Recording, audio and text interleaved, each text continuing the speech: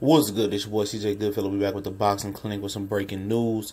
Apparently, Errol Spence and Lamont Peterson is done. It will be announced this Saturday ahead of the junior middleweight triple header on Showtime and a press conference the afternoon before, which is October 14th. The card is headlined by Islani Laura and Terrell Boucher.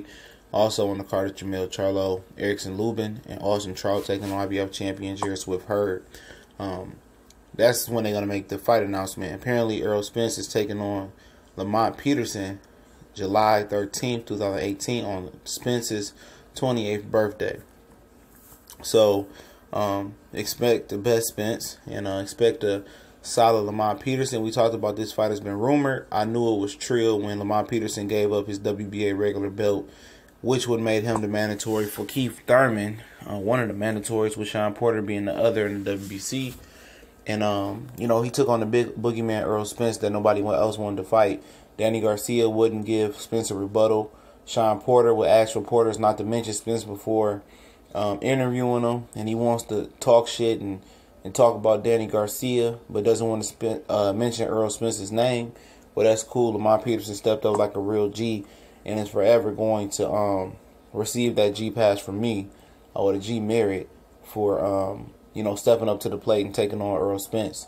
He didn't have to do it. He could have just kept his regular WBA title and fought a guy which a lot of people thought his style was better for, and Keith Thurman, for the simple fact that he likes to pressure and beat the body, and Keith Thurman is weak to the body. But he stepped up and took Errol Spence. He had already turned down an Errol Spence fight before for the IBF #1 spot to fight Kell Brook, and now he took the fight. Now it's a world championship on the line, and he's being pretty much true to his word. Andre Berto said that a lot of the champions just want, a lot of the top guys at 147 and champions at 147 welterweight just wanted to see Errol Spence go through, the process. They didn't want him to skip the line, and once he got that belt, those guys basically still didn't want to dance with Errol Spence, but Lamont Peterson stepped up.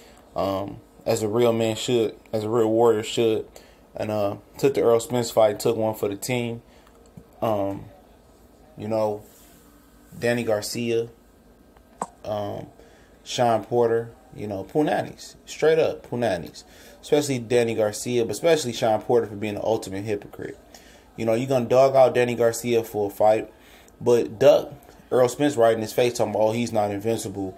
Keith Thurman is invincible. Bullshit. At the end of the day, Errol Spence has the direct pipeline to fight Keith Thurman, not Sean Porter. So Sean Porter eventually going to have to come see Errol Spence and Keith Thurman to get that fight anyway, to get a shot at those titles, because after this fight in January, Al Haymon is not bullshitting around.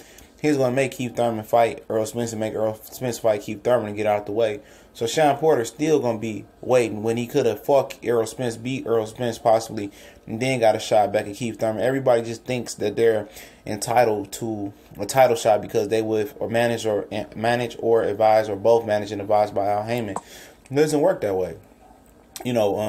Sean Porter could have took the Errol Spence fight and then could have got his immediate rematch with Keith Thurman, but you don't hear his dad popping up the mouth about Errol Spence, do you? You don't hear his dad dogging Errol Spence out like he dogging Angel and Danny Garcia out. Rightfully so, but come on, man. You can't be a hypocrite. You can't dog Danny for ducking while Errol Spence call you out, but you ducking Errol Spence. You feel what I'm saying? And you guys let Lamont Peterson give up his title to fight Errol Spence, and he's the only one with the kahunas to step up to Errol Spence and fight the boogeyman. Everybody else want to wait for somebody else to lay the blueprint how to beat Errol Spence. You know what I'm saying? Nobody else wants to lay the blueprint how to beat Errol Spence or beat Errol Spence. They just want to talk about, we waiting for Keith Thurman. We've been waiting for Keith Thurman for a year. Sean Porter, you had your crack at the Keith Thurman, but you didn't win.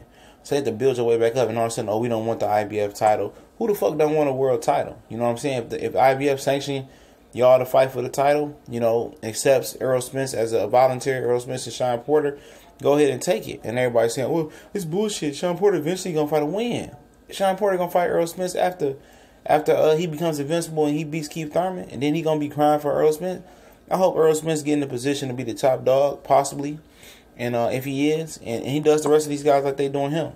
Shortchange him, freeze him out. I don't want to fight you up. I fight you when I feel like it. Because that's how they done him on the way up. I hope he do the rest of the guys the way they did him. and that's just Trill. But it's going down. We gone.